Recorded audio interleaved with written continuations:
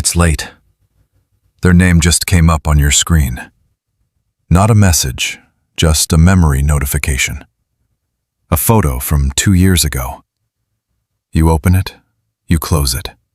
You open it again. You check if they've posted anything since Tuesday. And somewhere in the back of your mind, the thought you won't say out loud. Maybe this one actually was irreplaceable. You're not stuck because you're weak. You're stuck because you built a story about that relationship, and the story outlasted the person. Moving on has nothing to do with forgetting. It's about seeing clearly what you actually lost and what you invented. Machiavelli understood this. The attachment was never to the person, it was to the meaning you assigned them. Same mechanism, 500 years ago, still running now. By the end of this, you'll see exactly how that story was built and why it keeps you checking that screen. Lock this in. I don't grieve the person. I reclaim the power I gave them. What I'm about to show you, most people never let themselves see it. You've done that more times than you'd want to admit. Not just with that photo, with the messages you've reread until you memorized them, with the social media check you told yourself was the last one. That's not grief. That's a system. And you walked into it before anyone told you the rules existed. That's what we're going to see clearly today. I call this the archive loop. And it's not weakness. It's what happens when your brain files a person under unfinished. Your nervous system doesn't know the relationship ended. It knows the story didn't close. So it keeps the file open, waiting for resolution that will never come through a memory. Machiavelli understood this. In The Prince, he observed that power lives not in what someone does, but in the meaning others assign to them. The person left. The meaning you built around them is still running.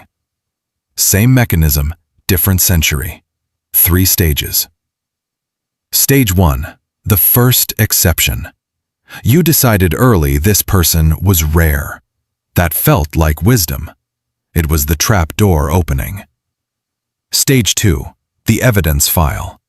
Every good memory became proof the story was true. You stopped seeing the relationship and started curating it. Stage 3, the sunk cost. The more meaning you assigned, the more the loss felt like proof you'd never find it again. Stop. Sit with that. Because if the story was curated, what you're grieving may not be exactly what existed. Now that you can name it, the archive loop starts losing its pull. But here's where it gets heavier, because that's only the first door. The second one feels like loyalty. You told yourself keeping emotional space open meant you took the relationship seriously, that moving on quickly would mean it didn't really matter. I call this the loyalty anchor. And it's why people stay tied to someone who has already moved on, not out of love, but out of self-respect. Stage 1, the noble frame. Grieving hard felt like evidence the relationship had real value. Stage 2, the identity merge. The relationship became part of how you understood yourself. Losing them started to feel like losing who you are. Stage 3, the open door. You left just enough space emotionally in case they came back. Not consciously, just never fully closed it. Drop this in the comments. I honor what was real. I am not owned by it. But what I'm about to show you next will flip everything you think you know about why you can't stop. Still here? You're not a passive listener. You're someone who needs to understand, not just feel better. Subscribe and turn on notifications. What's coming next is the part most people never reach. Picture the moment you first told someone this relationship was different. Not what you said, what you felt saying it. That quiet certainty, like you'd found the standard everything else would be measured against. That feeling wasn't just love. That was the belief. And the belief, not the person, is what's been running you since the day it ended. I call this the scarcity story. And here's what's hard to hear. You built it. Every time you ignored something that didn't fit, you reinforced it. Every time you explained away an imbalance, you deepened it. When it ended, the loss felt enormous, and your brain used that enormity as confirmation the story was true. The pain became evidence of the value. That's the trap closing on itself. Stop. If the pain is evidence of the story, and you built the story, then you've been using your own grief to prove something that may never have been fully real. The love was real, but the belief that this specific person was irreplaceable, that was constructed. And constructed things can be seen clearly. John Locke's core argument in the two treatises, no authority is legitimate without consent.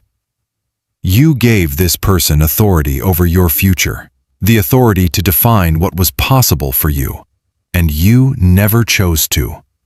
It was assumed quietly. And what was assumed can be withdrawn. You know that moment when a memory surfaces and instead of pulling you back, you just notice it. Still there, but not inside you anymore. That's not distance. That's what seeing clearly actually feels like. Remember that late night, their name in the notifications, the photo from 2 years ago, opening it and closing it and opening it again? Now you see what that actually was. Not evidence they mattered.